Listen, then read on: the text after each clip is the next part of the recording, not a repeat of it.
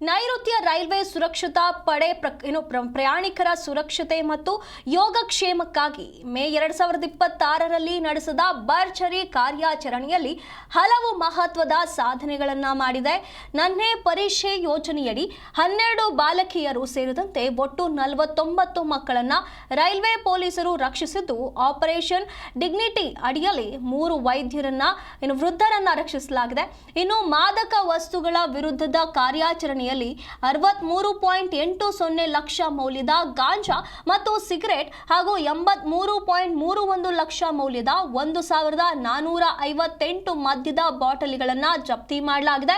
ಇದಲ್ಲದೆ ಪ್ರಯಾಣಿಕರು ಕಳೆದುಕೊಂಡಿದ್ದ 50.34 ಲಕ್ಷ ಮೌಲ್ಯದ ವಸ್ತುಗಳನ್ನು ಪತ್ತೆ ಹಚ್ಚಿ ವಾಪಸ್ ನೀಡಲಾಗಿದ್ದು, ಪ್ರತಿದಿನ 36ರಿಂದ 40 ಎಕ್ಸ್ಪ್ರೆಸ್ ಹಾಗೂ ವಿಶೇಷ ರೈಲುಗಳಿಗೆ ಭದ್ರತಾ ಬೆಂಗಾವಲನ್ನು ಒದಗಿಸಲಾಗುತ್ತದೆ.